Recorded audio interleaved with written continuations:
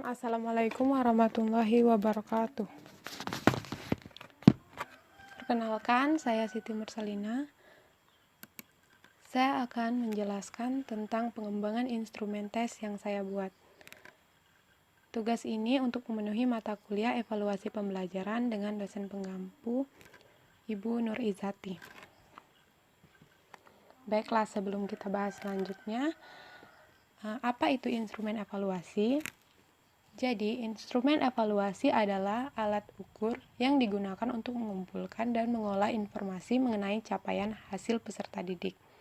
Jadi, ada beberapa tahapan dalam pengembangan evaluasi atau pengembangan instrumen tes. Yang pertama, menetapkan tujuan tes. Tahap awal dalam mengembangkan instrumen tes adalah menetapkan tujuannya. Tujuan ini sangat penting ditetapkan sebelum tes dikembangkan, karena seperti apa dan bagaimana tes yang akan dikembangkan sangat bergantung untuk tujuan apa tes tersebut digunakan. Jadi pada instrumen yang saya buat, tujuannya adalah mengukur kemampuan dan hasil belajar siswa untuk menguasai kompetensi belajar. Kemudian, langkah kedua yaitu melakukan analisis kurikulum. Analisis kurikulum dilakukan dengan cara melihat dan menelaah kembali kurikulum yang ada berkaitan dengan tujuan tes yang telah ditetapkan. Langkah ini dimaksudkan agar dalam proses pengembangan instrumen tes selalu mengacu pada kurikulum, yakni standar kompetensi dasar yang sering digunakan.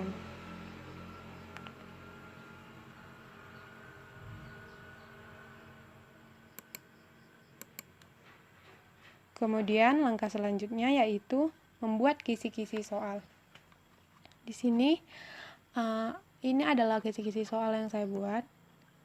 Maaf, sebelum itu kita dalam menganalisis kurikulum, kita tetapkan kita akan membuat instrumen tes pada kelas berapa dan semester berapa. Jadi di instrumen tes yang saya buat ini di kelas 10 semester ganjil. Kemudian lanjut ke membuat kisi-kisi soal. Kisi-kisi soal berisi spesifikasi soal-soal, yaitu ada SKKD-nya, IPK, materi pokok, indikator, kemudian level kognitifnya, bentuk tesnya apa, nomor soalnya berapa-berapa, dan jumlah soal per KD-nya. Ini merupakan kisi-kisi soal yang saya buat. Saya mengambil materi tentang perbandingan di kelas 10 semester ganjil. Kemudian bentuk tesnya ada pilihan ganda dan uraian karena ditugaskan oleh dosen. Bentuk tesnya berupa pilihan ganda dan uraian. Kemudian berikut ini adalah kisi-kisi soal yang saya buat.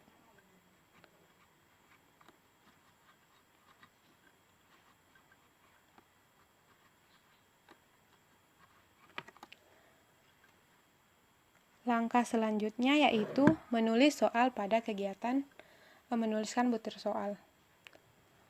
Setiap butir soal yang kita tulis harus berdasarkan pada indikator yang telah dituliskan pada kisi-kisi di atas tadi. Kemudian, butir soal mengacu pada deskripsi umum dan deskripsi khusus yang sudah kita rancang dalam spesifikasi butir soal. Kemudian, berikut ini adalah soal yang saya buat. Ada 20 soal pilihan ganda dan 5 soal esai. Langkah selanjutnya yaitu kita lakukan telaah instrumen atau telaah instrumen secara teoritis.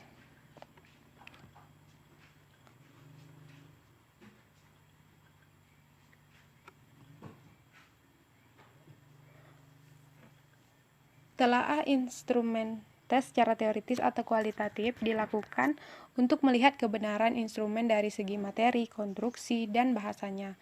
Telaah instrumen secara teoritis dapat dilakukan dengan cara bisa meminta bantuan atau ahli pakar atau biasa disebut dengan validator, tapi di sini saya melakukan telaah instrumen secara teoritis sendiri.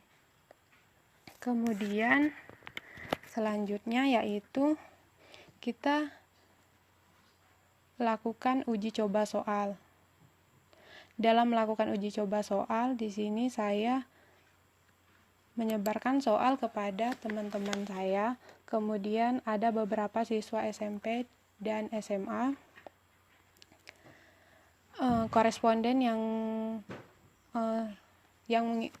mengisi uji coba soal saya berjumlah 35 orang. Kemudian saya rekap hasilnya di sini. 0 berarti jawaban salah dan 1 berarti jawaban benar. Kemudian ini skor siswanya.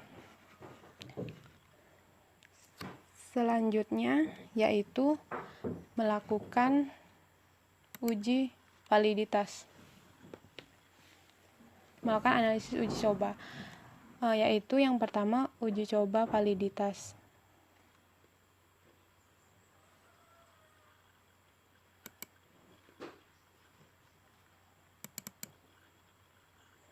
Uji validitas saya lakukan dengan menggunakan aplikasi SPSS. Ini adalah hasil uji validitas yang saya coba. Caranya itu kita bisa mengklik analyze, kemudian di bagian correlate, terus bivariate, kemudian kita masukkan soal-soalnya, kemudian tekan OK. Maka saya langsung saja menjelaskan ini hasil uji validitas yang saya buat.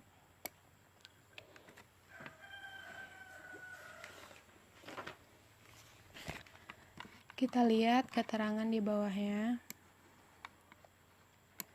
Jadi, yang pertama untuk tanda bintang 2, untuk taraf signifikansinya untuk 0,01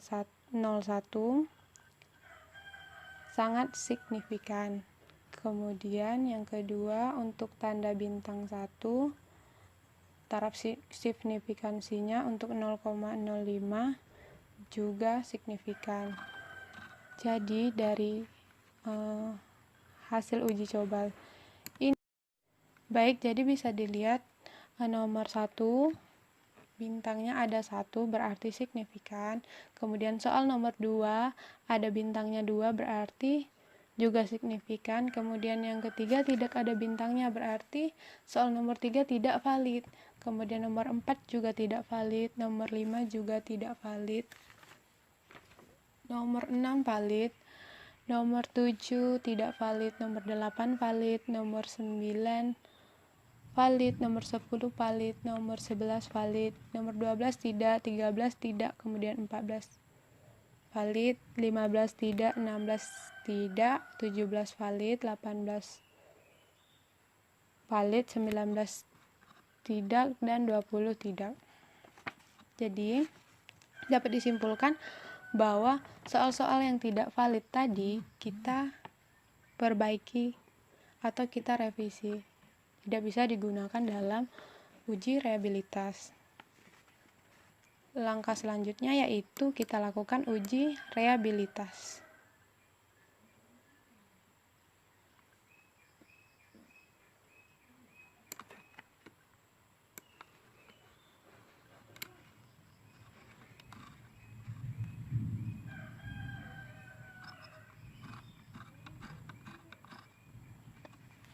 Baik, jadi ini hasil uji reliabilitas yang saya lakukan menggunakan SPSS juga.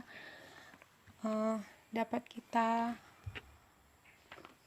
lihat kesimpulannya, yaitu jika koefisien reliabilitas lebih dari 0,6 maka instrumen tes yang kita buat dikatakan reliable. Atau yang kedua, bandingkan koefisien reliabilitas dengan R-tabel untuk taraf signifikansi 5% dengan koresponden 35. maka ini kita gunakan tabel R tabel dengan korespondennya 35. Pada R tabel koresponden 35 yaitu 0,334, sementara R hitung kita yaitu 0,737. Maka instrumen yang kita buat terbukti reliable, atau instrumen yang saya buat reliable. Oke, setelah melakukan uji coba validitas dan reliabilitas, selanjutnya yaitu kita lihat tingkat kesukaran. Tingkat kesukaran butir soal. Bisa menggunakan SPS. Saya gunakan SPSS juga, yaitu dengan mengklik analyze, kemudian di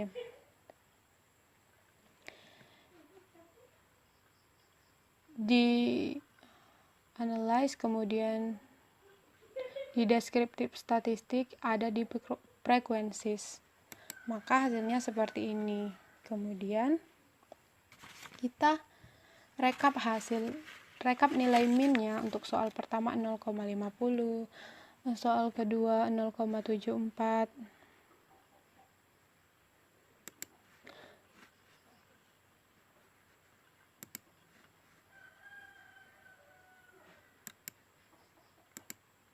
Oke, jadi ini hasil rekap analisis tingkat kesukaran. Jadi soal nomor 1 itu minnya 0,5, maka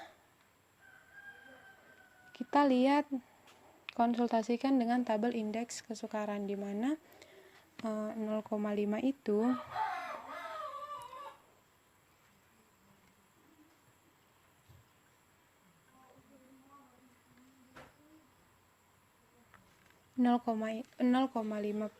itu termasuk ke tingkat kesulitan yang sedang, kemudian 0,74 itu mudah, 0,94 itu sangat mudah, kemudian 1 sangat mudah, 0,85 mudah, dan seterusnya. Jadi kesimpulan yang dapat diambil pada instrumen yang saya buat, ada 6 soal yang tergolong sangat mudah, berarti soal ini tidak bisa digunakan atau perlu diperbaiki lagi, yaitu soal nomor 3, 4, kemudian 13, 15, 16, dan 17. Langkah selanjutnya yaitu melakukan uji daya beda. Jadi dalam melakukan uji daya beda di sini tesnya hampir sama dengan uji validitas, dengan mengklik analyze, kemudian correlate, terus bifurcate, tetapi klasifikasinya yang berbeda, yaitu dengan melihat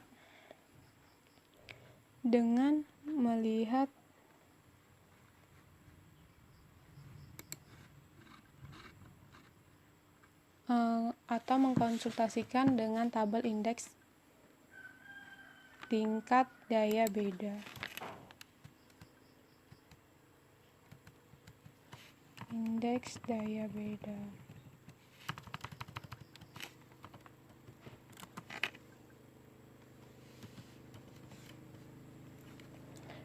Jadi pada indeks daya beda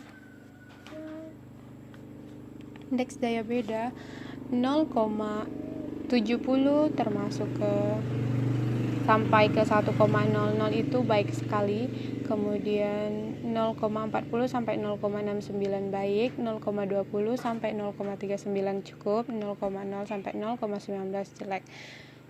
Pada soal nomor 1 kita lihat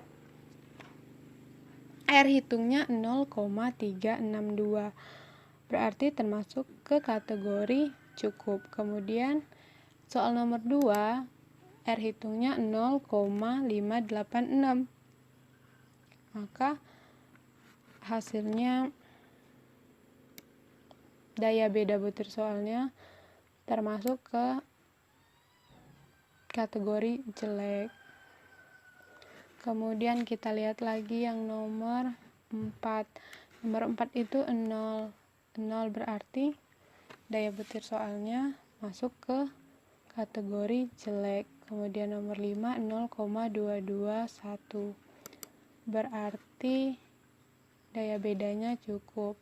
Kemudian nomor 6 juga baik, nomor 7 cukup, nomor 8 baik, nomor 9 jelek, nomor 10 baik, nomor 11 baik, nomor 12 baik, nomor 13 cukup, 14, 15, 16 jelek, kemudian 17 cukup, 18 baik, 19 cukup, dan 20 baik.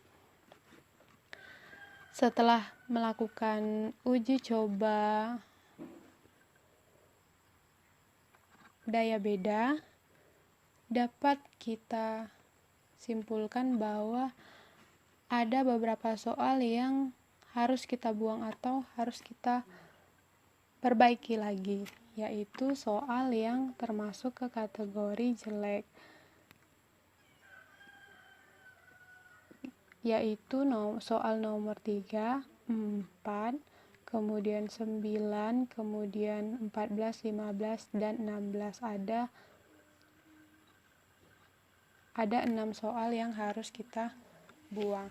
Sebenarnya pada daya beda butir soal untuk kategori cukup juga harus kita perbaiki lagi soalnya. Jadi ada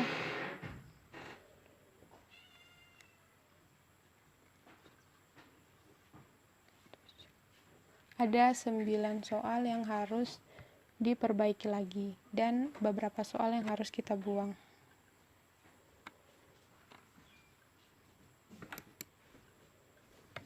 Itu saja penjelasan mengenai instrumen tes yang saya buat. Terlebih dan terkurangnya saya mohon maaf. Saya akhiri. Terima kasih. Assalamualaikum warahmatullahi wabarakatuh.